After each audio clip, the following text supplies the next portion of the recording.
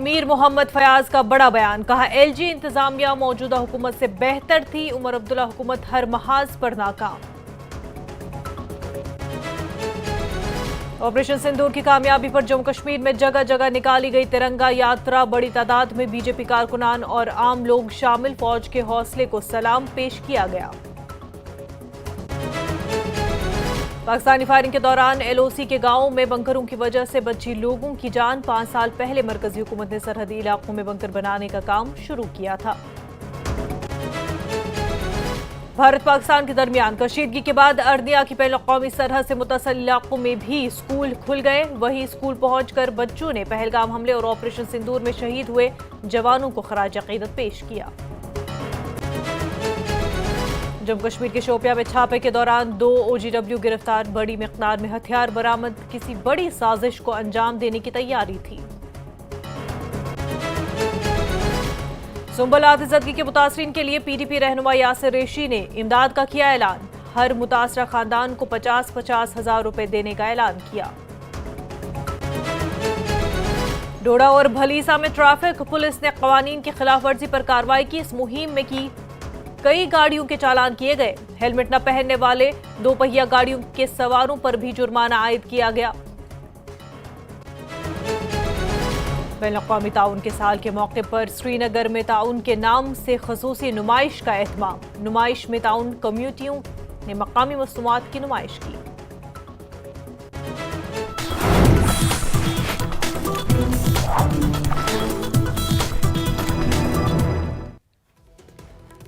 आदाब, जम्मू कश्मीर न्यूज के साथ मैं हूं मुनज़्ज़ा शाह। लेफ्टिनेंट गवर्नर मनोज सिन्हा ने हाई लेवल मीटिंग बुलाई है और कल श्रीनगर में आला सतही सिक्योरिटी मीटिंग होने जा रही है। एलजी मनोज सिन्हा की सदारत में यह अहम मीटिंग होगी। दहशतगर्दी के खिलाफ हिकमत अमली पर इस मीटिंग में गौर किया जाएगा। अमरनाथ यात्रा की सिक्योरिटी पर भी इस हाई लेवल मीटिंग में बातचीत होगी। जम्मू कश्मीर के एलजी मनोज सिन्हा कल श्रीनगर में एक बहुत बड़ी मीटिंग लेने जा रहे हैं। ये सिक्योरिटी मीटिंग है और इस सिक्योरिटी मीटिंग में पुलिस, आर्मी, सीआरपीएफ, बीएसएफ और पैरामिलिट्री फोर्सेस हैं उनके टॉप ऑफिशियल्स हिस्सा लेंगे। इसमें जो सिविल एडमिनिस्ट्रेशन से हैं, चीफ सेक्रेटरी हैं, बाकी जो लोग हैं वो भी हैं। चीफ मिनिस्टर उमर अब्दुल्ला क्या इस मीटिंग का हिस्सा बनेंगे उस पर अभी सस्पेंस है, उस पर अभी कुछ नहीं कहा जा सकता। लेकिन जो इंटेलिजेंस एजेंसीज के जितने भी इंटेलिजेंस एजेंसीज हैं, विंग्स हैं, उनके टॉप ऑफिशियल्स भी इसमें हिस्सा लेंगे। बड़ी ही इंपॉर्टेंट, बहुत हाई लेवल मीटिंग बुलाई है मनोज सिन्हा ने। और इस मीटिंग में जो पहलगाम टेरर अटैक हुआ है उसके बाद जो फॉल आउट हुआ उसके बाद जो हालात है उसकी पूरी समीक्षा की जाएगी। जो सिक्योरिटी ग्रिड है उसको किस तरह से और मजबूत किया जाए पूरे जम्मू कश्मीर में, क्योंकि आगे बहुत चैलेंजेस हैं। आगे सबसे बड़ा जो चैलेंज है वो है श्री अमरनाथ यात्रा। श्री अमरनाथ यात्रा जो कि जुलाई 3 से शुरू हो रही है इस साल और अगस्त तक जारी रहेगी। बड़ी इंपॉर्टेंट यात्रा है और जिस तरह के हालात बने हैं उसमें जो यात्री यहाँ पे आए उनकी सुरक्षा, उनको सिक्योरिटी, उनको अकोमोडेशन, उनको बाकी फैसिलिटीज किस तरह से दी जाए उस पर इसमें गृह मंथन होगा। क्योंकि जब वो लखनपुर करेंगे यात्री, उसके बाद वहाँ गुफा तक उनको किस तरह जो सिक्योरिटी है वो किस तरह से उनको मजबूत सिक्योरिटी में रखा जाए, किस तरह से उनको ग्रिड बढ़ाया जाए, वो उस पर सबसे ज़्यादा मंथन इस मीटिंग में रहेगा। अमरनाथ यात्रा भी शुरू हो रही है तो अमरनाथ यात्रा पीसफुली कंडक्ट हो, स्मूथली चले और पूरी तरह से उसमें कोई खलल ना डाली जाए किसी की तरह से, उसके लिए सारे प्रबंध किए जाने हैं। तो उसके लिए नेसेसरी डायरेक्शंस भी एलजी मनोज सिन्हा की तरफ से दी जाएंगी। और कहीं ना कहीं आगे, क्योंकि अभी समर का सीज़न है, टूरिस्ट हालांकि बहुत कम आ रहा है, तो जितने भी टूरिस्ट आए उनकी सुरक्षा किस तरह से सुनिश्चित हो, उसके लिए क्या क्या कदम उठाए जाने चाहिए,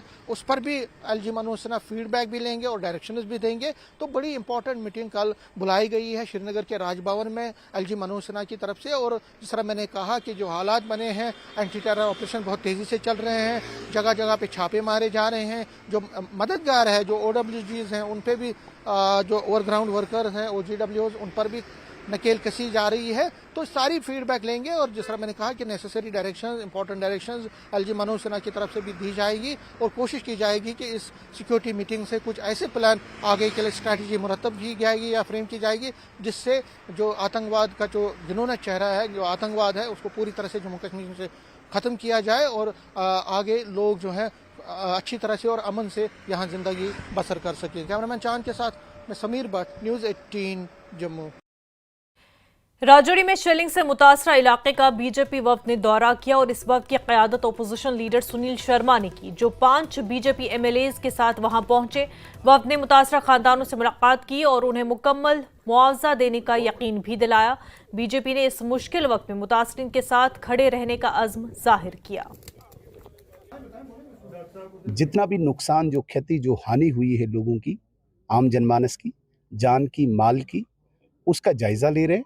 और उसके बाद हमने चूंकि पहले ही भारत सरकार से एक आग्रह किया है कि जब तक ये रिपोर्ट आए तब तक एक असेसमेंट गवर्नमेंट ऑफिसर्स की तरफ से तैयार होके जाए कि जो कम्युनिटी बंकर्स और इंडिविजुअल बंकर्स की डिमांड भी है उसके लिए एक एक्सरसाइज भी हो। तो मुझे लगता है कि साइमल्टेनियसली वो काम भी हो रहा है, हम भी आ रहे हैं और अधिकारी भी यहाँ पे इंडिविजुअल और कम्युनिटी बंकर्स के लिए एक्सरसाइज कर रहे हैं। उसका उत्साह आम जनमानस में है। बहुत ही खुशी प्रकट कर रहे हैं कि इस बार पाकिस्तान को घुटनों के बल लाया है भारत सरकार ने, भारतीय सेना ने। ये सबके चेहरे से प्रकट हो रहा है। कुपवारा से पीडीपी एमएलए मीर मोहम्मद फयाज ने बड़ा बयान देते हुए कहा कि एलजी इंतजामिया मौजूदा हुकूमत से बेहतर थी। इस हुकूमत में आम लोगों का काम नहीं हो रहा। उमर हुकूमत हर महाज पर नाकाम है। लोगों की जो नाराजगी है वो बिल्कुल सही है, क्योंकि सरकार जो है हर महाज पे नाकाम है। मैं आपकी वसादत से ऑनरेबल चीफ मिनिस्टर साहब को कहना, क्योंकि फाइनेंस डिपार्टमेंट भी उनके पास है, 15-16 महकमे उनके पास है, वो शायद सेक्रेटरीट में जाते नहीं है। लोग ये कहते हैं कि एलजी दौर में फिर भी काम हुआ। देखिए, हम जब आए हमने लोगों के साथ वादे किए, अब हमारा लोगों ने नहीं सुना, उन्होंने नेशनल कॉन्फ्रेंस का सुना। नेशनल कॉन्फ्रेंस पे भरोसा किया, उनको 50 सीटें दी। नेशनल कॉन्फ्रेंस का जो मैनिफेस्टो था, लोगों ने यह समझा कि एलजी दौर से बेहतर हमारा नेशनल कॉन्फ्रेंस का ये है। लेकिन आज आप देख रहे हो, आप भी आया साहब देखो, आप जाइए यहाँ हाथमोला, ये साइड में जाओ, इस साइड में जाओ, 1540, अगर 1000 रुपया बिजली फीस था, 1040, उसको इन्होंने 2000 कर दिया। पानी का फीस तो एलजी साहब ने कभी नहीं मांगा। लोगों को यह उम्मीद थी कि सरकार बनेगी, हमें बिजली फीस में कमी होगी, लेकिन बिजली फीस को बढ़ाया गया। राशन का इन्होंने कहा, कहीं नामो निशानी नहीं है। एक जगह मुझे डेलीवेजर्स का इन्होंने बात की, कोई बात नहीं उस पर। चलो, उसमें उन्होंने कहा कि टाइम लगेगा, लेकिन जो चीजें इन्होंने कही, हम उसकी बात इस टाइम नहीं करते हैं कि ये करे, उसमें ये कहते हैं हमें टाइम दे दीजिए, ठीक है, लेकिन जो काम चल रहा था वो भी नहीं चल रहा है। महबूबा मुफ्ती ने अपने ट्वीट में टंगधार का जिक्र करते हुए लिखा कि टंगधार में खुद को बेजान महसूस किया। टंगधार की तस्वीरें रूह को झंझोड़ने वाली है। लाइन ऑफ कंट्रोल पर मुसलसल फायरिंग ने जहां मासूम जानों को निगल लिया, वहीं दर्जनों खानदानों को उनके घरों से बेघर कर दिया। छोटे छोटे बच्चे माओं की गोद में सहमे हुए और वो माएं जो अपने टूटे हुए आशियाने के सामने मदद की उम्मीद में खड़ी हैं। टंगधार का आधा हिस्सा अब श्रीनगर हिजरत कर चुका है और गांव वीरान है, स्कूल खाली है और लोगों की आंखों में सिर्फ एक ही ख्वाहिश है, अमन मिले ताकि जिंदगी दोबारा मामूल पर आ सके। दहशतगर्दी मुखालिफ मुहिम में सिक्योरिटी फोर्सेस को शोपियां में बड़ी कामयाबी हासिल हुई है। यहां 2 ओवरग्राउंड वर्कर गिरफ्तार किए गए हैं। दोनों ओवरग्राउंड वर्कर्स के पास से बड़ी मिकदार में हथियार भी बरामद हुए हैं।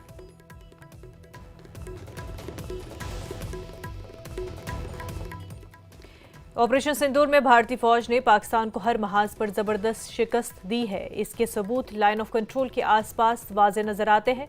न्यूज़ 18 की टीम भारतीय फौज के साथ लाइन ऑफ कंट्रोल पर वाक़ अगली चौकियों तक पहुंची है और पाकिस्तान को दिया मुंह तोड़ जवाब देखा है। पहलगाम में जो घटना घटी जिसमें 79 टूरिस्ट को निशाना बनाया गया, उसके बाद समूचे देश में गुस्सा था और हर एक देशवासी चाहता था कि पाकिस्तान को इसका मुंह तोड़ जवाब, जो इसका सबक सिखाया जाए और उसके बाद शुरू हुआ ऑपरेशन सिंदूर और पाकिस्तान को नाको चने चबवा दिए हमारी भारतीय सेना ने। और कामयाब इस ऑपरेशन में सबसे अहम जो लीड ली वो ली हमारी जो आर्टिलरी गनर्स हैं, उन्होंने हमारी आरटी गन्स आप देख सकते हैं यहाँ ये इस वक्त लाइन ऑफ कंट्रोल पे जहां मैं मौजूद हूं उसके साथ सटा हुआ इलाका है, यहीं से दुश्मन को मुंहतोड़ जवाब भी दिया गया। और जो अक्रॉस दी एलओसी जो आतंकवादी जो अड्डे हैं उनको भी इसी आरटी गन के साथ निशाना बनाया गया। सीधा जवाब था पाकिस्तान को कि अब भारतीय सेना, भारत के लोग आतंकवाद को नहीं सहेंगे और घर में घुस के जो है आतंकवाद जो भी घटना होगी यहाँ पे उसका बदला लिया जाएगा। और इस आरटी गन ने एक कहीं ना कहीं जो दुश्मन के हौसले थे उसको पस्त कर दिया। और हम बात भी करेंगे जो हमारे आरटी के यहाँ पे गनर्स हैं। सर, किस तरह से आप समझते हैं कि इस आरटी गन ने गेम चेंजर ऐसे साबित हुआ है? ये जब दुश्मन ने सीज फायरिंग का उल्लंघन कर हमारे फॉरवर्ड पोस्टों को निशाना बनाने की कोशिश की, तब हमारा रिस्पॉन्स बिल्कुल स्ट्रॉन्ग, एक्यूरेट और इफेक्टिव था। गन से निकला हुआ हर एक राउंड प्रेसाइज था और हमने दुश्मन के सैन्य ठिकानों पर टेररिस्ट इंफ्रास्ट्रक्चर और इन्फिल्ट्रेशन सपोर्ट करने वाले दुश्मन के पोस्टों को एक्यूरेटली टारगेट किया और उनको न्यूट्रलाइज किया। आरटी गन इस ऑपरेशन सिंदूर में गेम चेंजर साबित हुई है। आरटी गॉड ऑफ वार के नाम से भी जानी जाती है। आरटी का गोला जहां गिरता है उधर तबाही के अलावा कुछ भी निशान नजर नहीं आता है। अच्छा, हमने देखा कि बहुत ही जल्दी में अपना बेस बनाना और वहां से दुश्मन को जिस तरह से रिटेलिएट आपने किया, एकदम से जो है स्पॉन्टेनियस रिस्पॉन्स जिस तरह से हम कहेंगे, जैसे ही उनकी तरफ से शेलिंग हुई और यहां से जवाब दिया गया, हमारा जवाब कितना घातक था? जब दुश्मन ने उधर से फायर रिटेलिएट किया और हमने इधर से भारी तादाद में फायरिंग किया तो दुश्मन ने तिल मिलाकर हमारे गन पोजीशन और हमारे नज़दीकी गांव के ऊपर सेलिंग करना शुरू कर दिया। उनके काउंटर करने के लिए हमने ऑलरेडी प्रिपेयर थे और हमारे 0% कैजुअलिटी हुई, हम सभी सेफ थे। साथ ही हमने इधर से काउंटर किया और भारी मात्रा में दुश्मन के ऊपर बमबारी किया और उनके सैन्य ठिकानों पर तबाही किया और उनको त्राई करने में मजबूर कर दिया। हमने देखा कि जिस तरह से पहलगाम में हमारे देश के निहत्थे जो लोग थे उनको निशाना बनाया गया, उसके बाद समूचे देश में गुस्सा था, सैनिकों में कितना गुस्सा था, हमारी जवानों में कितना गुस्सा था कि जिस तरह से पिछले 3 दशक से पाकिस्तान ने यहाँ आतंकवाद फैलाया हुआ है। पहलगाम के घटना के बाद हमारे जवानों में काफी गुस्सा था। हम इसी मौके के इंतजार में थे कि कब हमारे को मौका मिला। जैसे हमारे को मौका मिला हमने युद्ध स्थान में बढ़ चढ़कर हिस्सा लिया और टेररिस्ट के कैंपों पर भारी मात्रा में और उनके सैन्य ठिकानों पर भारी मात्रा में फायरिंग करके उनको भारी मात्रा में क्षति पहुंचाई। अच्छा, अब दुश्मन को क्या आप कहना चाहेंगे, क्योंकि अभी भी हालात जो है जिस तरह के बने हुए हैं, टेंशन एलओसी पे बॉर्डर पे बनी हुई है। दुश्मन अगर कोई भी कहीं ना कहीं नापाक हरकत करता है तो उसको क्या जवाब होगा भारतीय सेना का? ऑपरेशन सिंदूर के फायरिंग के बाद दुश्मन अगले कई दशकों तक इसकी सबक लेगा। अगर आगे भी दुश्मन कहीं ऐसी नापाक जुर्रत करता है तो हम as artillery gunners always 24/7 ready रहेंगे फायर करने के लिए। तो देख सकते हैं कि नाको चने चबवा दिए पाकिस्तान को और पाकिस्तान की ये कोशिश थी कि रिहायशी इलाकों को निशाना बना के कहीं ना कहीं यहाँ जो हमारी एलओसी के पास चौकियां हैं उनको निशाना बनाया जाए, लेकिन उनके हर एक हमले को जो है वो निरस्त कर दिया गया। और भारतीय सेना ने जिस तरह से यहाँ पे आर्टिलरी से जो शेलिंग की और जो वापस रिटेलिएशन किया, उससे पाकिस्तान के हौसले पस्त हो गए। कैमरामैन साइबर भट्ट के साथ Rajendra Vaid, news 18 line of control. Poonch की लाइन ऑफ कंट्रोल पर वाक़े करमाडा गांव में बने बंकर इस बार ऑपरेशन सिंदूर के दौरान पाकिस्तानी फायरिंग से बचाव का बड़ा सहारा बने। मकामी लोगों ने बताया कि फायरिंग शुरू होते ही वो बंकरों में पनाह लेकर किसी भी जानी नुकसान से बच गए। इस वजह से इस बार कोई हिजरत भी नहीं हुई। हालांकि गांव में अभी बंकर कम है। लोगों का कहना है कि पाकिस्तान की नीयत पर भरोसा नहीं, इसलिए वो रात को भी बंकरों में ही रहते हैं। भारतीय सेना के आतंकियों के खिलाफ ऑपरेशन सिंदूर से बुखलाई पाकिस्तानी सेना ने इस बार पुंछ जिले के नियंत्रण रेखा के सटे गांव के साथ साथ ही शहरों को भी निशाना बनाया और गांव में जो सरकार की तरफ से बंकर बनाए गए थे वो बंकर लोगों के लिए इस बार वरदान साबित हुए और इन्हीं बंकरों ने लोगों की न सिर्फ जान बचाई बल्कि लोगों को गांव से पलायन करने से भी रोका। और आज हम ऐसे ही गाँव में पहुंचे, नियंत्रण रेखा पर सटा गाँव है जहां पर सबसे ज्यादा पाकिस्तानी गोलाबारी से नुकसान होता था, लेकिन इस बार जो है इन बंकरों ने उन लोगों को काफी राहत दी है, ना तो लोगों का जानी नुकसान हुआ है और साथ ही इन बंकरों में लोगों का मनोबल बढ़ाया और लोग गांव में ही रहे। इन लोगों से बात करेंगे कि जो लोग आज भी जो है रात के समय बंकरों में ही शरण लेते हैं और बंकरों का उनको कितना फायदा हो और बंकर कितने उनके लिए वरदान साबित हुए, इस बारे में बात करेंगे। इसको लेकर उनका क्या कहना है। जी, आपका नाम? मोहम्मद शिव जी, बताइए जो बंकर बने हैं ये कितना आपके लिए फायदेमंद हुए हैं? देखिए सर, हम ये पंचायत खरमाड़ा LOC है, तो बैंकर का बहुत बड़ा फायदा है। तकरीबन आज से 5, 7, 10 साल ये पहले काम बैंकरों का शुरू हुआ था, तो आज तकरीबन 10-15 दिन पहले ऐसा जंग का माहौल बना हुआ था, तो खबरों में सुन रहे थे शायद माहौल खराब हो सकता है। तो जब अचानक रात को ये फैर शुरू हो गया तो लोग रात ही 12 बजे 10 बजे जैसे जैसे जिसको मालूम होगा वैसे ही वो अपने बंकरों में शिफ्ट होने शुरू हो गए। तो हमारी गवर्नमेंट से यही रिक्वेस्ट है कि तकरीबन हम ये तो LOC है ना, मैं कहता हूँ 15-20 मीटर 25 किलोमीटर भी जो है उस वो बॉर्डर ही है, तो बंकर ज्यादा दिया जाए, पर प्रायोरिटी में बंकर रखा जाए। गवर्नमेंट का बहुत पैसा आता है जम्मू कश्मीर में, तो उसको सही जगह पे इस्तेमाल किया जाए पब्लिक के। बंकर का बहुत बड़ा फायदा हुआ है। पहली बार ऐसा हुआ है कि यहाँ पे कोई जानी नुकसान नहीं हुआ। इतनी शेलिंग होने के बावजूद यहाँ बहुत बड़ा नुकसान होता था, इसलिए बंकर में जितने भी लोग शिफ्ट हुए यहाँ से नकल मकानी करने पे लोग मजबूर जाते थे। इस बार लोगों ने अपने बंकरों में बैठ के चैन की सांस ली है। हम मरकजी सरकार का दिल से शुक्रिया अदा करते हैं जिन्होंने टाइम से यहाँ पे बंकर बनाए, लेकिन बहुत कम तादाद में यहाँ पे बंकर है और भी बहुत बंकरों की जरूरत है। और मेरी ये रिक्वेस्ट है कि कम से कम इंडिविजुअल बंकर जितने भी यहाँ बनाए जाएं वो ज्यादा अच्छा रहेगा, क्योंकि जब भी यहाँ पे कैजुअलिटी होती है फायर में भागते हुए बंकर में जाते हुए दूर दराज से लोगों की होती है। तो यहाँ पे कुछ ऐसे बंकर भी हैं जो अभी तक इनकम्प्लीट है, लेकिन ठेकेदारों ने जो पूरा पैसा गवर्नमेंट से ले लिया हुआ है। ऐसे बंकरों की इंक्वायरी करने की भी जरूरत है, उसमें जो भी ठेकेदार हो या कोई अफसर हो जो मुलव्वस हो, उसके खिलाफ कानूनी कार्रवाई होनी चाहिए। बंकरों ने जान बचाई और लोग चाहते हैं कि और बंकर बने ताकि आने वाले समय में, क्योंकि पाकिस्तान की नीयत पे लोगों को आज भी शक है, जिसके चलते लोग आज भी जो है बंकरों में ही शरण लिए हुए हैं, रात के समय जो बंकरों में बिताते हैं। और उनका ये कहना है कि जितने अधिक बंकर होंगे उतना गांव सुरक्षित रहेगा, लोग सुरक्षित रहेंगे और लोग घरों से बाहर नहीं जाएंगे। क्योंकि इस बार जो है देखा गया कि ये जो गांव है, इस गांव में सबसे ज्यादा जो है पाकिस्तानी गोलाबारी से जानी नुकसान होता था। इस बार एक तो ऊपर वाली की कृपा से यहाँ पर जानी नुकसान नहीं हुआ, दूसरा लोग घरों को छोड़कर भी नहीं गए, जिसके चलते जो है लोगों का मनोबल भी बढ़ा हुआ है और लोग यही चाहते हैं कि और बंकर बनाए जाएं। Munish Sharma, news network, LOC, Poonch. खबरों का सिलसिला आगे भी जारी रहेगा, लेकिन उससे पहले एक छोटा सा ब्रेक।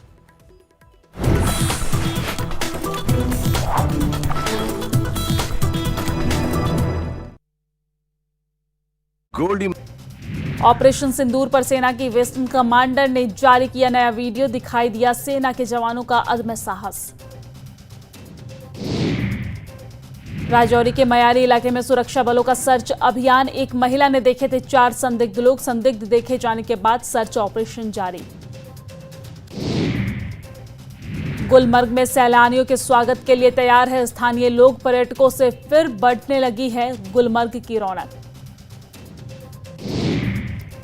किश्तवाड़ में विधायक सगुन परिहार के नेतृत्व में लोगों ने निकाली तिरंगा रैली, हजारों की संख्या में लोग हुए शामिल और पाकिस्तान मुर्दाबाद के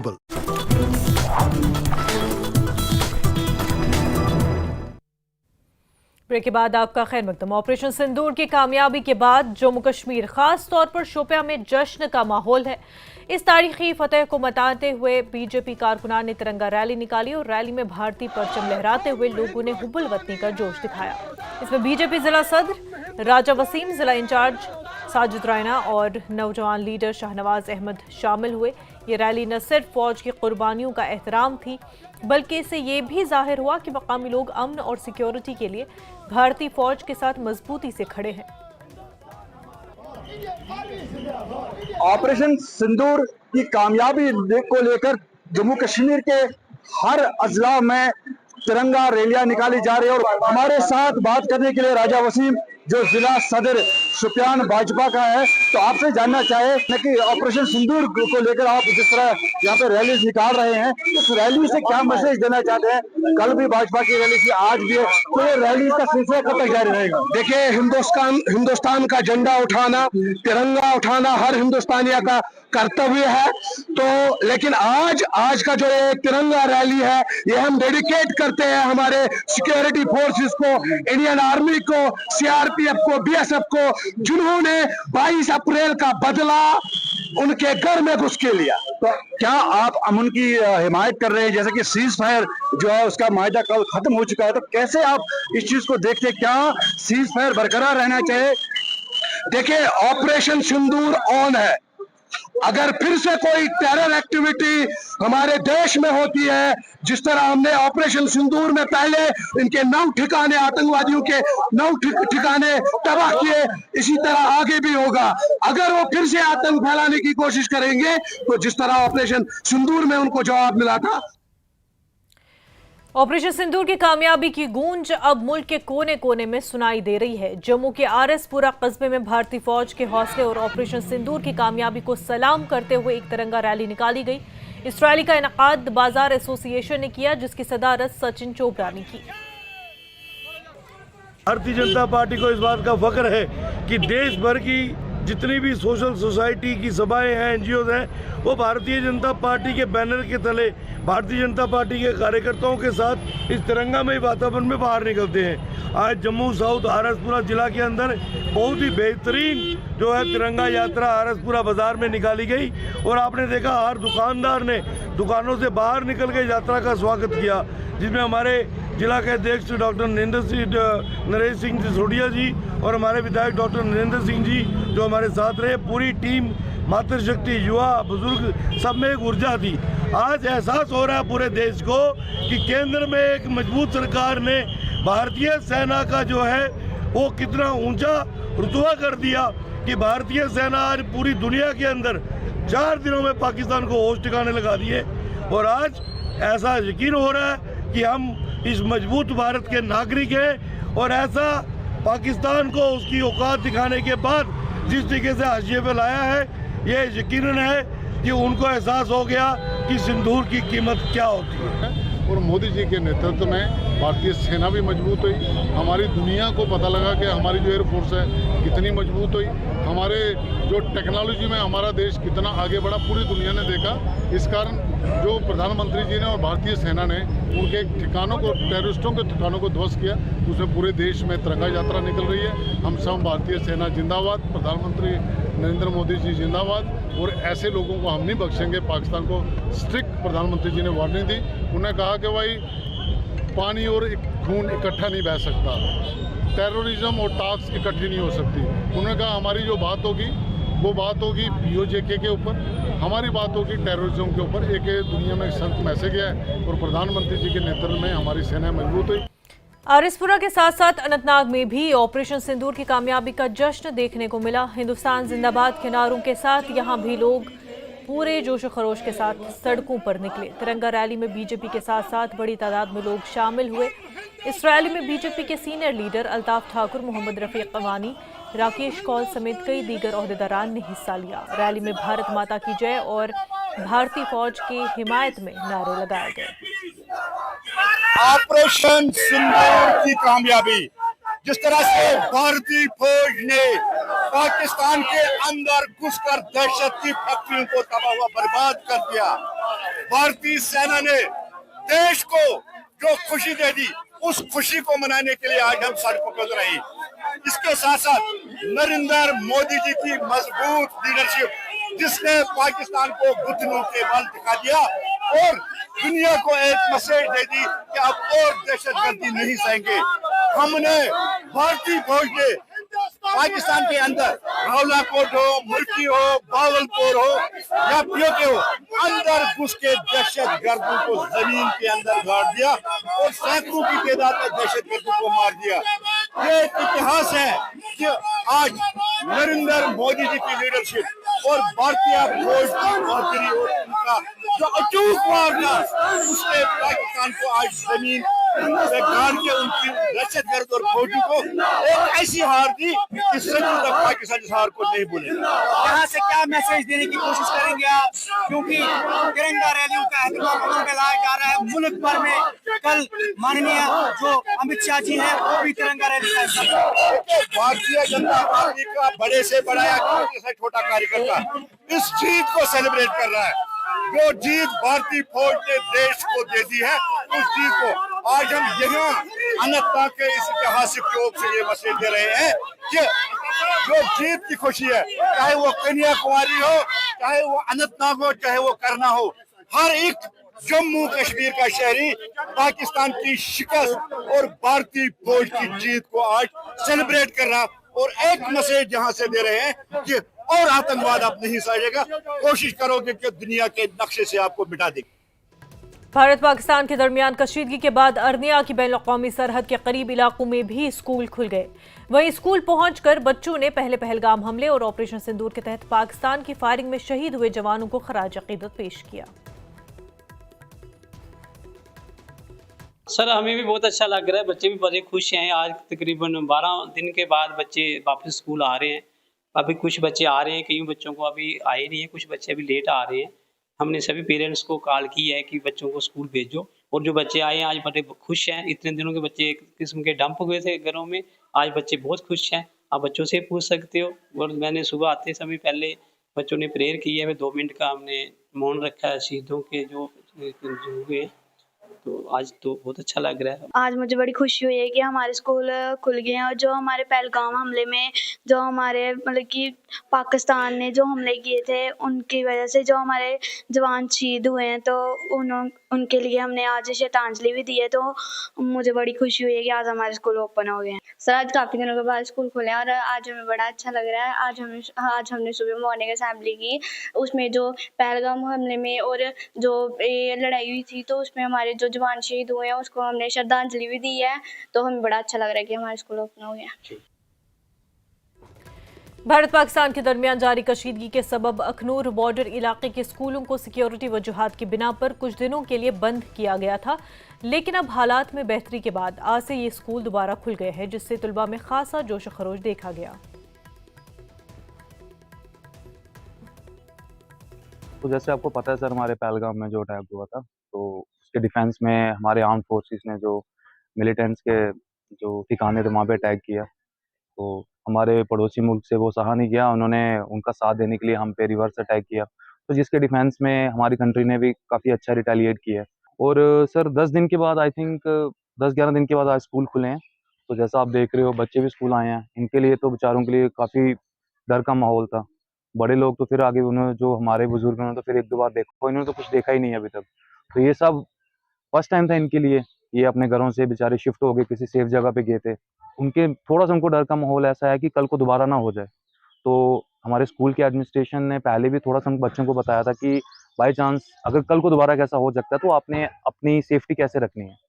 हमारे फिजिकल एजुकेशन टीचर हैं यहाँ पे रमेश सर, उन्होंने बच्चों को काफ़ी एक दिन पहले ही बताया था कि बच्चों अगर ऐसा हो सकता है तो आपको क्या क्या प्रिकॉशंस लेने हैं। ठीक है, आपको प्रिपेयर मेंटली आपको प्रिपेयर रहना है कि एकदम से अगर ऐसा हो जाए तो आपको कैसे मतलब अपने आप को बचाना है। नमस्कार, मेरा नाम रविंदर कुमार है, मैं कक्षा 9वीं का छात्र हूँ। हमारा स्कूल एक बॉर्डर इलाके में पड़ता है। इंडिया और पाकिस्तान में जो तनाव चल रहे थे उनके चलते हमारे स्कूल कई दिनों तक बंद रहे थे, अब खुल चुके हैं। हमारे स्कूल का जो काफ़ी नुकसान हुआ, हमारा भी जैसे हमारा सिलेबस काफ़ी पीछे रह गया और हमारे जो टीचर हैं वो हमें आगे सिलेबस कंप्लीट कराने में लगे हैं। पाकिस्तान एक कायर देश है जो हमारे सिविलियन को टारगेट करता है, लेकिन हमारी जो इंडियन आर्मी है वो हमें बॉर्डर पे भी रक्षा करती है और हमारी आम जनता की भी रक्षा करती है। जय हिंद। पुंछ के क्राइस्ट स्कूल में पाकिस्तानी फायरिंग में जाबाक होने वाले 3 तलबा को खराज अकीदत पेश किया गया। 13 दिन बाद स्कूल खुलने पर दुआए तक़रीब में 2 मिनट की खामोशी इख्तियार की गई। अयान अरूबा और वहान भार्गो ने 7 मई को पुंछ में अपनी जान गंवाई थी। स्कूल काफ़ी देर बाद खुले शेलिंग के बाद, और डेफिनेटली इसके बाद बहुत लॉस हुआ है जो कि वापस नहीं आ सकता। हमारे 3 स्टूडेंट्स हमारे साथ नहीं हैं आज, जो कि फर्स्ट डे ऑफ शेलिंग में ही दे लॉस्ट देयर लाइव्स, और उनकी फैमिली को भी शायद उनमें से एक के फादर को कल पता चला है कि उनके बच्चे नहीं हैं। हमारा स्कूल है, हमारे स्कूल में मतलब हम लोग कितना अच्छे से मतलब स्कूल में पढ़ते हैं, पर जिस तरह से ये वॉर हुई उस तरह से सब कुछ डिस्टर्ब हो गया है। एंड मुझे ऐसा लगता है कि हमारे स्कूल की 3 लाइफ्स जो थी दे वो इनोसेंट, उन्होंने कुछ ऐसा किया नहीं था लेकिन फिर भी उनकी लाइफ जो है वो चली गई। तो वॉर कोई सोल्यूशन नहीं है कि आप किसी चीज़ को निपटा सकते हैं। हमें मतलब पीस, अगर पीस चाहिए तो वॉर की कोई ज़रूरत नहीं है, and war is not a good thing. तो यही मैं कहना चाहती हूँ कि हमारे स्कूल के 3 इनोसेंट लाइफ्स जो हैं वो गई हैं, उनका कोई कसूर ही नहीं था। पुंछ के क्राइस्ट स्कूल में पाकिस्तानी फायरिंग में जाबहक होने वाले 3 तलबा को खराज अकीदत पेश किया गया। 13 दिन बाद स्कूल खुलने पर दुआए तकरीब में 2 मिनट की खामोशी इख्तियार की गई। तो वहीं आपको बता दें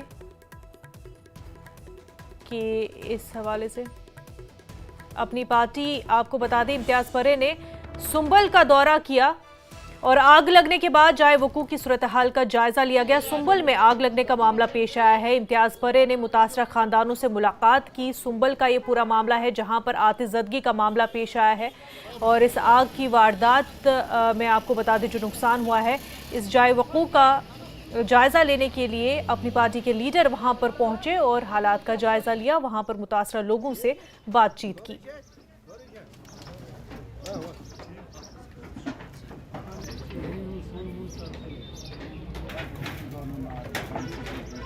चाहता हूँ सबसे पहले कि गवर्नमेंट से कि फायर सर्विस और इमरजेंसी डिपार्टमेंट को ज़्यादा से ज़्यादा फाल बनाने की ज़रूरत है। जहाँ संभल तहसील के अंदर और हाजन तहसील के अंदर वहीं पुरानी 2 गाड़ियाँ, मेन पावर की कमी, कहीं ना कहीं आज के डेट में ये गुंजान आबादी है और दोनों टाउन बड़े आबादी के लिहाज से भी ज़्यादा है। बहुत सारे एरियाज़ ऐसे हैं कि जो अनकवर्ड है, जहाँ फायर सर्विस की कोई स्टेशन है ही नहीं। जो है मैं SK बाला की बात करूं या वहाँ माधवन की बात करूं या वो जो हमारे साथ नया एरिया आया है, ये यहाँ से लेके कोल्हामा से लेके गुर्रा तक, उस एरिया में भी कहीं ना कहीं इस चीज़ की ज़रूरत है। गवर्नमेंट से अपील है खसूसन एडमिनिस्ट्रेशन से, डिस्ट्रिक्ट एडमिनिस्ट्रेशन से कि यहाँ का तखमीना लगा के इनको भरपूर मुआवजा दिया जाए और जो मेरी तरफ से होगा, हमारी साथियों की तरफ से होगा, मेरी तंजीम की तरफ से होगा, इसमें भरपूर हम अपनी कोशिश करेंगे कि इनको दोबारा खड़ा करने की। सुंबल आतिशज़दगी के मुतासरीन के लिए PDP रहनुमा यासिर रेशी ने इमदाद का ऐलान करते हुए हर मुतासरा खानदान को 50-50 हज़ार रुपये देने का ऐलान किया है। उन्होंने इस खौफनाक वाक़े के लिए नेशनल कॉन्फ्रेंस को जिम्मेदार ठहराया और कहा कि गुज़िश्ता 30 बरसों में सुंबल को सिर्फ एक फायर ब्रिगेड गाड़ी मिली है। रेशी ने NC के MLA पर फायर सर्विस को नज़रअंदाज करने का इल्ज़ाम लगाया। उन्होंने मुतासरा खानदानों से हमदर्दी जाहिर करते हुए फौरी कार्रवाई का मुतालबा किया। इसको मैं पहले तो एक पार्टी के ऊपर और फिर एक घर के ऊपर आयद करता हूं, क्योंकि उन्होंने उसमें कभी भी पेशरफ्त नहीं की। मैं इसमें मुझे कोई कोताही नहीं मुझे कर रहा हूं कहने के लिए कि एक गैर जिम्मेदाराना रवैया उनका रहा इस मामले में, एज अ गैर जिम्मेदाराना तरीका रहा। उन्होंने कभी भी इसको सीरियस नहीं लिया कि यहाँ पर एक एरिया है, पॉपुलेशन बढ़ रही है, सेंट्रल लोकेटेड है, अच्छे पैमाने पे एक बड़ा फायर सर्विस यहाँ पर हो जाता जो इसको कंट्रोल कर लेता। नाकाम लोग हैं, नाकाम गवर्नमेंट है, नाकाम MLA है, नाकाम घर है, जिन्होंने यहाँ पर लोगों को इस साल के बगैर कुछ नहीं किया, खाली गलतफहमियाँ पैदा की। अल्लाह ताला ने अगर हमें भी हिम्मत दी, मैं हर घर का जो यहाँ पर ये देखेंगे, हर घर को मैं अपने जेब से मैं 50,000 रुपये दूंगा और जिस दुकानदार को इंश्योरेंस नहीं होगा उसको भी 50,000 दूंगा। जिसको इंश्योरेंस होगा उसको बाकी लोग मदद करेंगे, इंश्योरेंस होगा। जिसको नहीं इंश्योरेंस, वो ट्रेड है यहाँ पर और यहाँ की मस्जिद कमेटी है, वो इसका जायज़ा लें कौन क्या है, तो उसमें बगैर पार्टी, बगैर मजहब मिल्लत को जो भी है हर घर को, क्योंकि मैंने आग देखी है, हमने भी इसके तूफान से गुजरे हैं। डोडा और भलीसा में ट्रैफिक पुलिस ने कवानीन की खिलाफ वर्जी पर कार्रवाई करते हुए ओवरलोडिंग करने वाली गाड़ियों पर शिकंजा कसा है। इस खसूसी चेकिंग मुहिम के दौरान कई गाड़ियों के चालान किए गए और हेलमेट न पहनने वाले मोटरसाइकिल सवारों पर जुर्माना आयद किया गया। हर 2 दिन के बाद होनी चाहिए, लेकिन फिर भी अच्छी बात है 1 हफ्ते में तो होती रहती है चेकिंग, ये तो होना चाहिए अकॉर्डिंग टू रूल के हिसाब से। ये हर एक के बेनिफिट के लिए है, क्योंकि अगर लाइसेंस नहीं होगा, बाकी फिटनेस सर्टिफिकेट नहीं होगा, हेलमेट नहीं हो, तो ये फ़िलहाल तो जो भी ये चाहे वो सिक्योरिटी वाला हो, बाइक वाला हो, गाड़ी, और ख़ुद तो उसको अपनी ये प्रोटेक्शन है ये, क्योंकि कागज़ अगर सारा डॉक्यूमेंट होगा तो खुद की प्रोटेक्शन, अगर नहीं होगा तो उससे जो पैसेंजर है उनको भी लॉस है, जो बाकी है उनको भी नुकसान ही है। ये होना चाहिए, चेकिंग होनी चाहिए, जिससे हर एक की प्रोटेक्शन रहे। बिल्कुल बहुत बड़ी अच्छी बात है कि हमें साथ दे रहे हैं, हमारी जान के खातिर बिल्कुल अच्छी बात कर रहे हैं कि कागज़ साथ रखो। ये तो कंटिन्यू हमारा चल रहा है कि इसमें बड़े लिंक रोड है। आज मैं इस डोसा रोड पर आया हूँ, इधर आज चेकिंग हो रही है हमारी। इसमें मॉनिटर कर रहे हैं ओवरलोडिंग और गाड़ियों के कागजात पूरे होने चाहिए, बगैर DL जो भी कोई होगा वो देख रही हैं। खासकर फोकस हमारा ओवरलोडिंग पर ज़्यादा है। इस गुंदो बलेसा के बशोर आवाम से यही अर्ज़ करता हूँ कि जो भी नाबालिग है इनको गाड़ी चलाने की इजाज़त न दे, और जो बालिग हैं जिनके पास गाड़ियाँ चला रहे, लाइसेंस होल्डर है, ख़ासकर ये मोटरसाइकिल वाले, हेलमेट का इस्तेमाल क्या करें। बाकी जो ये गाड़ियाँ पैसेंजर गाड़ियाँ हैं और इसका सीट बेल्ट का इस्तेमाल क्या करें। कश्मीर वादी में इतवार शाम को आई तेज हवाओं ने जबरदस्त तबाही मचाई। खास तौर पर गुलमर्ग में हालात इंतहाई संगीन रहे। तेज हवाओं ने कई घरों की छतें उड़ा दी। मसाजिद, बिजली लाइनों और गाड़ियों को शदीद नुकसान पहुंचा। मकामी अफराद ने इंतजामिया से नुकसानात का फौरी तखमीना लगाकर मुतासरीन को मुआवजा देने का मुतालबा किया है। फिलहाल यहाँ इमदादी काम जारी है।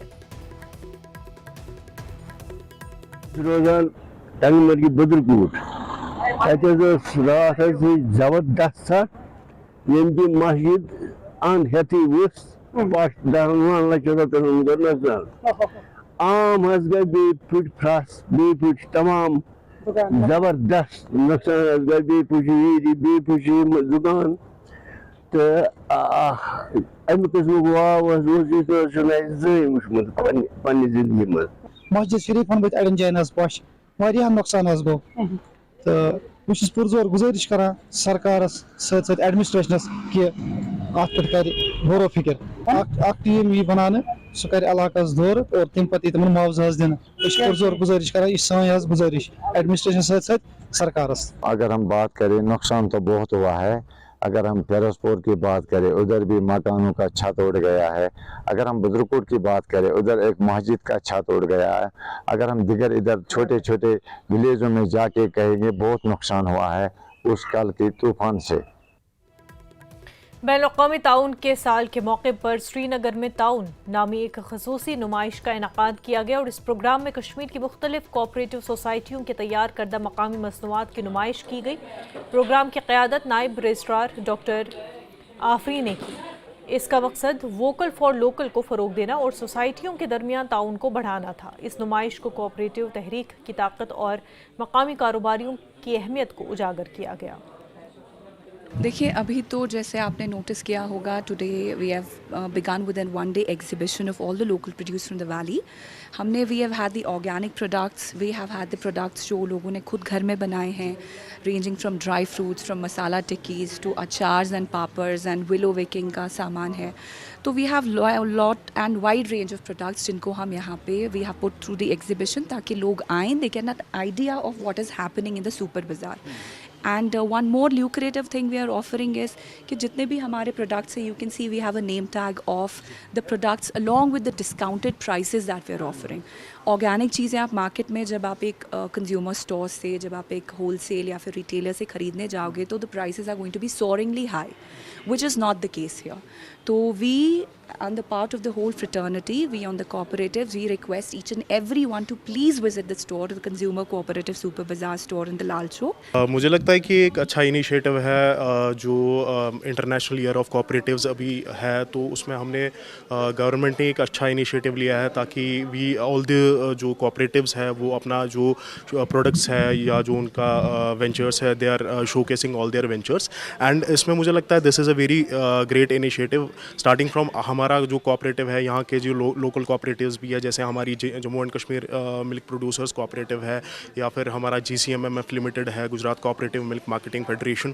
तो वी हैव ये एक अच्छा है इनिशिएटिव है। एंड इसमें क्या है कि like we are showcasing our products की लोकली कौन कौन से प्रोडक्ट यहाँ पे मैन्युफैक्चर किए जाते हैं।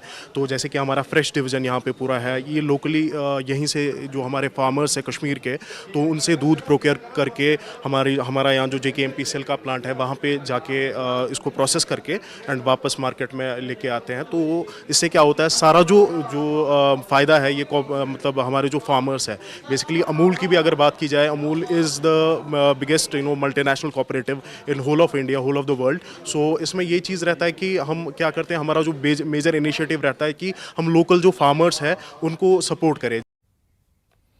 वक्त हो गया एक छोटे से ब्रेक का, जल्द होंगे हाजिर।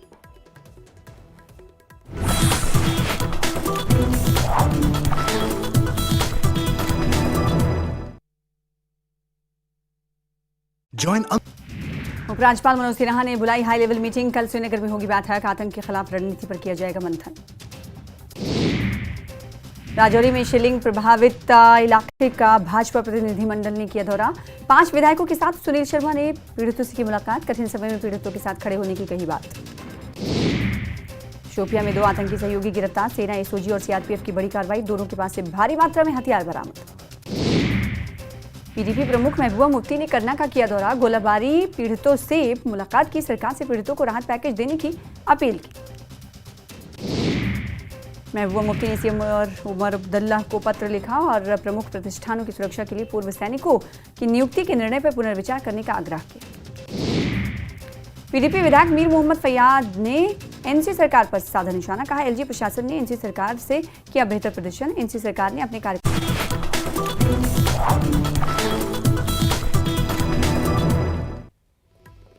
ब्रेक के बाद आपका खैर मकदम। भारतीय फौज की वेस्टर्न कमांड ने ऑपरेशन सिंदूर से मुतालिक एक नया वीडियो सोशल मीडिया पर शेयर किया, जिसमें साफ दिखाया गया कि भारतीय फौज ने किस तरह पाकिस्तान की वॉर मशीनरी को तबाह कर दिया।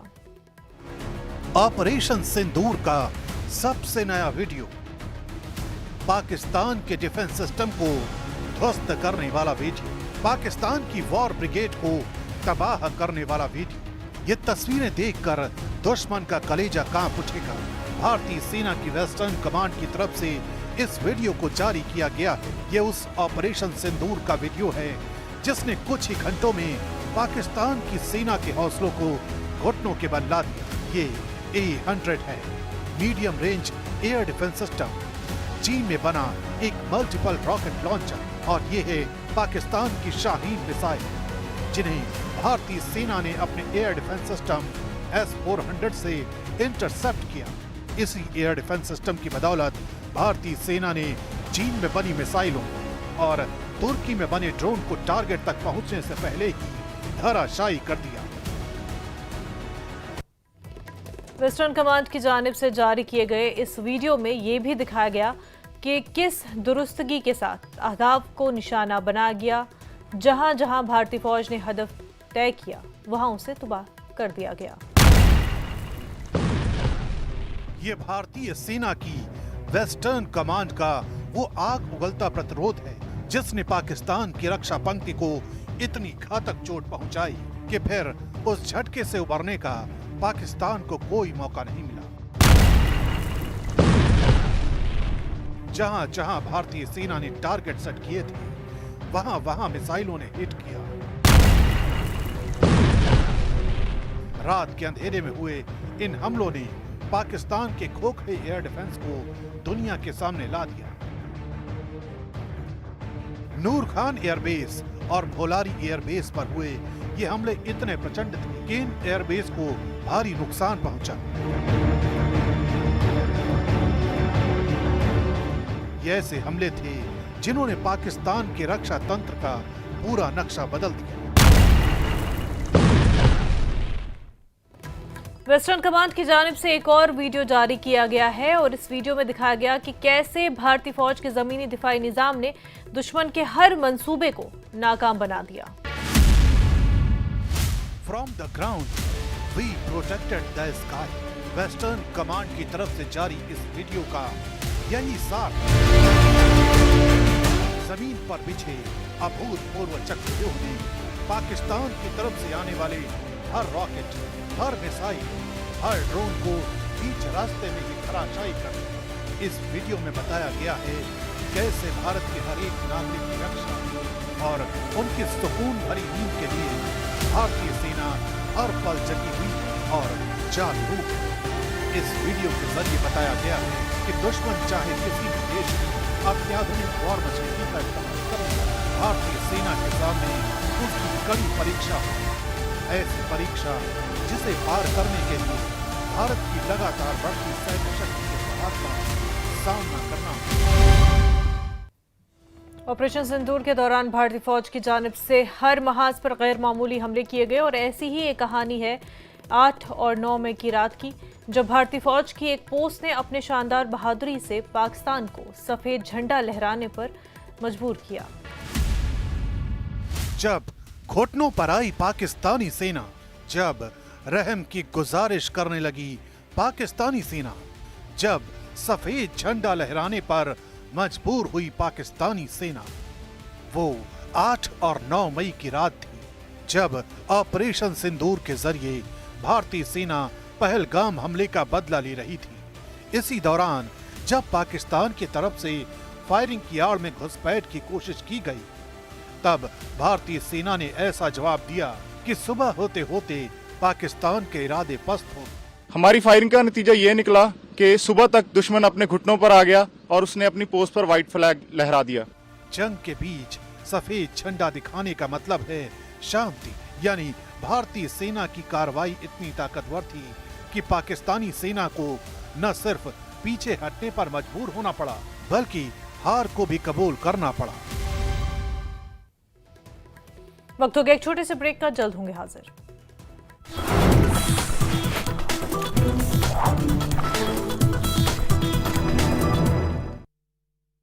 गोल्डी मसाले। गुलमर्ग में तेज हवाओं का कहर, कई घरों की छतों को पहुंचा नुकसान, बिजली लाइनें, मस्जिदों और वाहनों को भी नुकसान। लोगों ने सरकार से मुआवजा देने की अपील की। बारामुल्ला में पुलिस ने कुंजर में तस्करी रैकेट का किया भंडाफोड़, 4 लोगों को किया गिरफ्तार, चारों लोग अनैतिक गतिविधियों में पाए गए संलिप्त। ऑपरेशन सिंदूर में सेना ने पाकिस्तान को हर मोर्चे पर दी करा दी शिकस्त, लाइन ऑफ कंट्रोल के आसपास साफ देखे जा सकते हैं सबूत।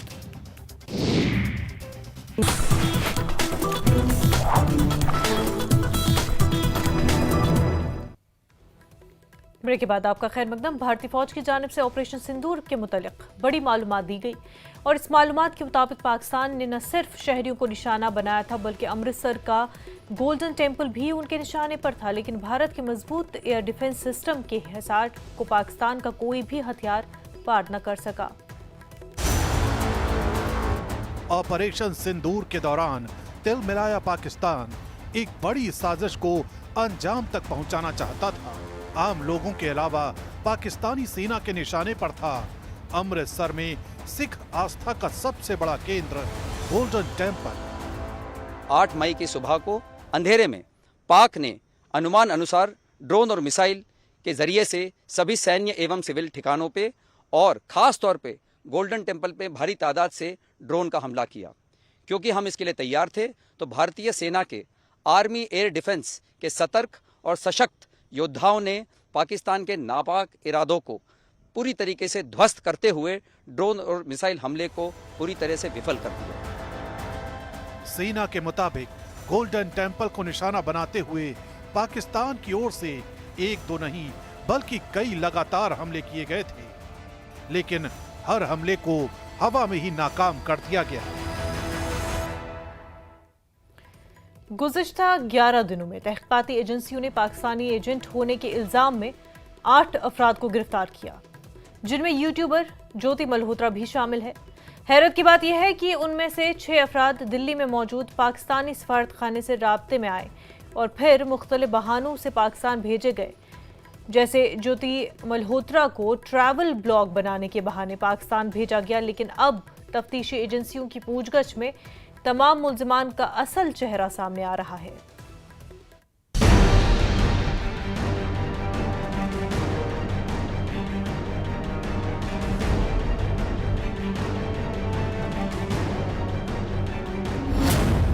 भीषण सर्दी में पहलगाम की यात्रा,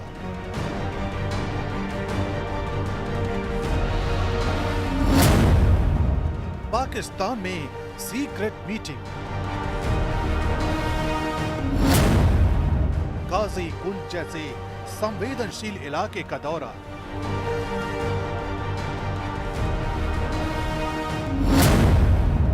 पाकिस्तानी इन्फ्लुएंसर से गहरी दोस्ती,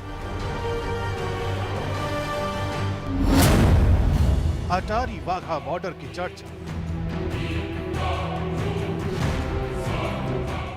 यूट्यूबर ज्योति मल्होत्रा की जिंदगी के पन्ने जैसे जैसे पलट रहे हैं, सवालों की कतार लंबी होती जा रही है, क्योंकि ये मामला सिर्फ दुश्मन मुल्क के लिए जासूसी करने का नहीं है, बल्कि ये अपने देश से गद्दारी करने का भी मामला है।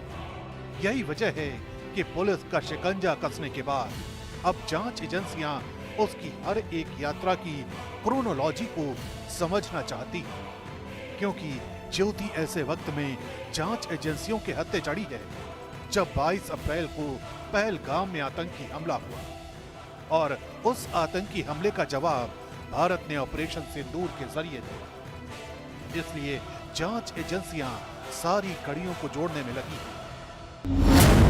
मसलन क्या ज्योति की 3 बार पाकिस्तान यात्रा इत्तेफाक है? क्या जनवरी महीने में पहलगाम जाना भी इत्तेफाक है, जब वहां भीषण सर्दी में कोई नहीं जाता? क्या मार्च में ज्योति मल्होत्रा की पाकिस्तान यात्रा भी इत्तेफाक है? क्या पहलगाम हमले से पहले उसकी पाकिस्तान यात्रा इत्तेफाक है? क्या पाकिस्तानी इन्फ्लुएंसर का उसके बचाव में आना इत्तेफाक है? क्यों ज्योति ने अपने फोन में आईएसआई एजेंट शाकिर उर्फ राणा शहबाज का नाम जट रंधावा नाम से सेव किया?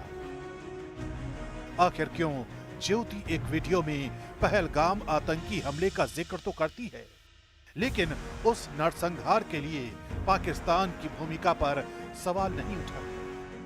इसी कड़ी में जो इस पे एविडेंस हमें और इकट्ठा करना है, केस स्पेसिफिक है, वो इकट्ठा करके इनको समय पर इनका चालान जमा किया जाएगा कोर्ट में और इनको प्रयास किया जाएगा कि इनको ज़्यादा से ज़्यादा सजा मिले। और सबसे बड़ा सवाल तो ये, क्या कर कैसे एक मामूली परिवार से आने वाली सोशल मीडिया इन्फ्लुएंसर पाकिस्तान में हाई प्रोफाइल लोगों से मुलाकात करती है, जिनमें मरियम नवाज जैसी शख्सियत भी शामिल है। हिसार का ज्योति मल्होत्रा का ये घर है और आपको इस घर के अंदर की तस्वीर दिखाते हैं। ये ज्योति मल्होत्रा का कमरा है। यहाँ पर ही ज्योति मल्होत्रा अपने लैपटॉप से ब्लॉगिंग करती थी, अपने यूट्यूब के जो वीडियो वो शूट करके लाती थी उनको एडिट करके यहीं से अपलोड करती थी। हिसार पुलिस ने इस कमरे की भी तलाशी ली। आप देख सकते हैं यहाँ पर ज्योति की तस्वीरें लगी हुई हैं, यहाँ पर कुछ और पेंटिंग्स लगी हुई हैं और ज्योति ने जो ट्रैवल के दौरान फोटोग्राफ्स क्लिक करवाए थे उनको भी यहाँ पर फ्रेम करा के लगाया हुआ है। उसका स्केच भी यहाँ पर है, आप देख सकते हैं, क्योंकि 8 से 9 देशों की यात्रा ज्योति कर चुकी है और उसकी तमाम जो यहाँ पर आप देख सकते हैं जो यहाँ पे फोटोग्राफ्स है वो यहाँ पे रखी हुई है। कुछ अवार्ड्स उसको मिले थे, मिस इंडिया, ये देखिए एक अवार्ड यहाँ पे रखा हुआ है मिस इंडिया DNCR करके, इसमें फर्स्ट रनर अप रही है 2017 में। ये भी एक ज्योति को शायद अवार्ड मिला था, उसकी यहाँ पर ये आप देख सकते हैं उसकी तस्वीर यहाँ पर नजर आ रही है। उनके पिता लगातार ये कह रहे हैं कि उन्हें ज्योति के बारे में ज्यादा जानकारी नहीं थी। जब लॉकडाउन के पहले ज्योति दिल्ली में रहती थी एक रूम लेके, ऐसा इनके पिता को पता है। छोटी मोटी नौकरी करती थी, उसने BA तक पढ़ाई की है और जब वो दिल्ली में नौकरी करी थी तो 15-20 हज़ार रुपये उससे महीना मिलता था। उसके बाद उसने ये ब्लॉगिंग करना शुरू करा और उसके बाद उसके फॉलोअर्स जो हैं वो लगातार बढ़ते चले गए। लेकिन जो हिसार पुलिस है उसने जो प्रेस कॉन्फ्रेंस में दावे किए हैं बड़े कि बहुत सारे ऐसे सोशल मीडिया इन्फ्लुएंसर हैं जो पाकिस्तान हाई कमीशन के रडार पे थे और उन्हें ट्रैप किया गया, जिसमें एक ज्योति मल्होत्रा भी थी जो एक एसेट के तौर पे इस्तेमाल हो रही थी। इस विवाद को और गहरा बनाता है ज्योति का सोशल मीडिया प्रोफाइल, जो लगातार पाकिस्तानी इन्फ्लुएंसरों से जुड़ा हुआ था। खुफिया एजेंसियों को मिले डेटा से पता चला है कि ज्योति के हर पाकिस्तानी पोस्ट को इन्फ्लुएंसरों के जरिए वायरल किया जाता था। ज्योति के पहलगाम आतंकी हमले से जुड़े पोस्ट ने एजेंसियों के शक को और बढ़ा दिया।